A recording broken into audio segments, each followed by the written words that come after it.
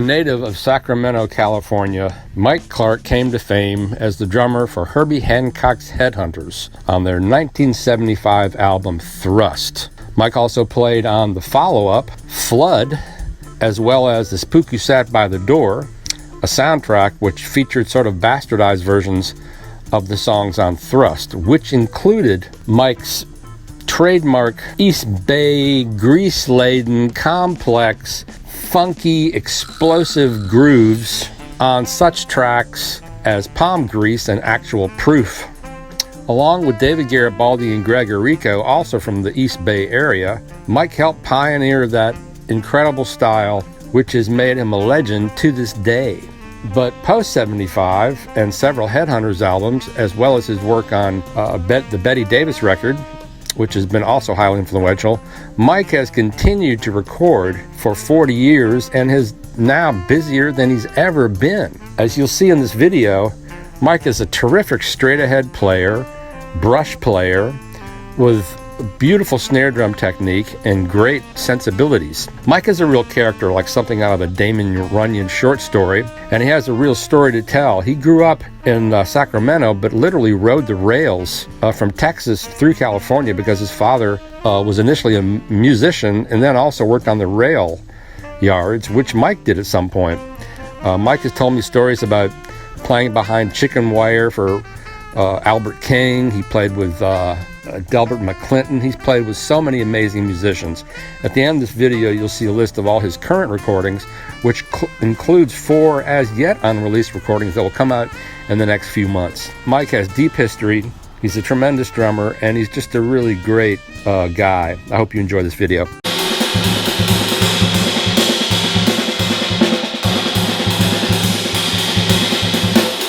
DJ Mike Clark here, taking you on a trip in the past here.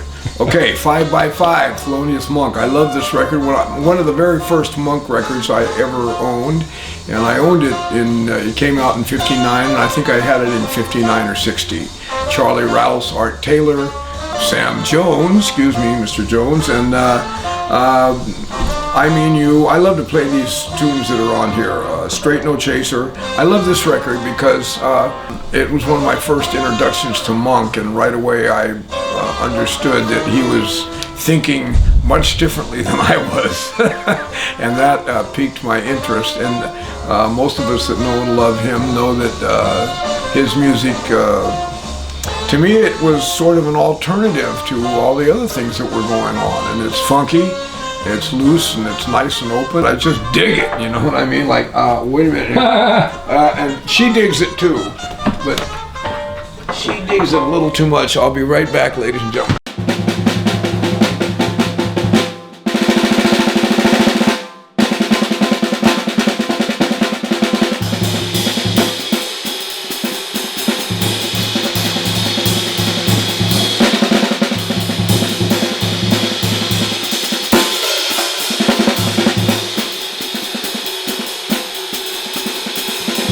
In the Miles movie? Yeah. Well, I just saw it last night. So what immediately came to mind is what, Miles Davis is such a huge icon to all of us. And he's cool and he's hip and he's angry and all of the things. And these things, they all went over. But really what kept hitting me over and over and over again was what a genius this man is. I mean, it's like, I don't think there's too much that he did that didn't knock me out. You know what I mean? And he was changing and morphing, constantly growing, a real artist, like not just a trumpet player. At one point I was thinking, why they had some rock musicians in this documentary too, and at first I was like, why do they have these guys in there?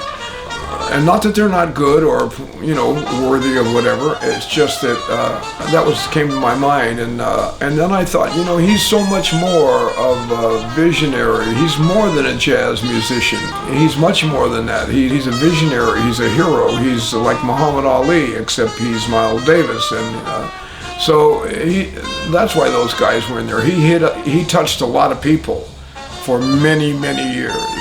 The only interaction once when I went to see Miles with Tony Williams and Chick Corea and Dave Holland, the other band that broke up. Yeah, and it was much of the same music that they were playing with Ron Carter and Herbie Hancock. They hadn't gone into any kind of rock kind of stuff yet. I had two interactions with Miles Davis. One is he walked right over to my table. I was dumbfounded by the whole thing, and I was sitting in the front row. So that's why he came to my table, because I was sitting in the front row. He needed a place to put his cigarette out, and I had an ashtray, and I was in the front row. So as soon as he came off the step, he grounded the cigarette out in my table. Wow.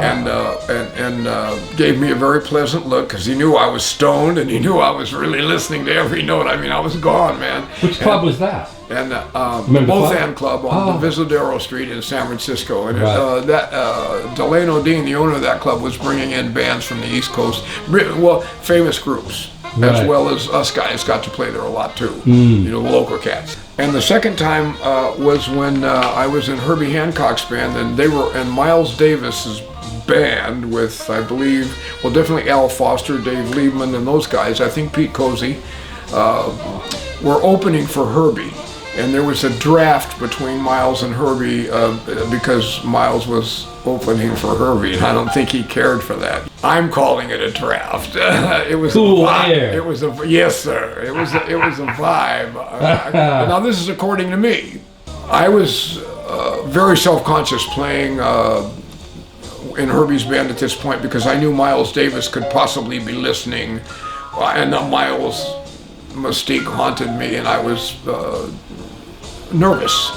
And so one night I went to my room before the gig, and I thought, I don't want to be nervous tonight. I don't care who's there. I got to play this gig. I can't get too nervous. I don't want to lose the gig.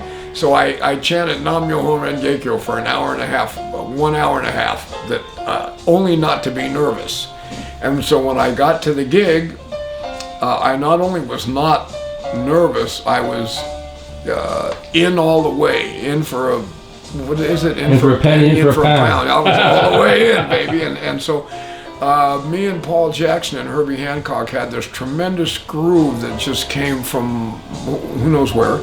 And then we were expounding on it. And for the level that we played at that time, it was about as good as we were going to play. And I was completely unaware of Miles or anybody. And I was lost in this. And so collage of beauty. I was just, oh, this is fantastic. And Herbie was really getting it, and so was Paul.